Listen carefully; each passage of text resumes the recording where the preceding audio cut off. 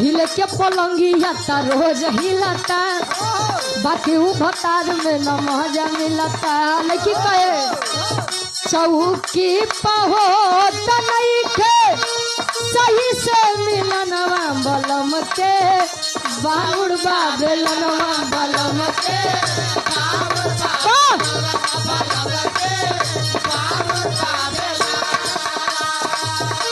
बलम के बाउर बेलनवा बलम के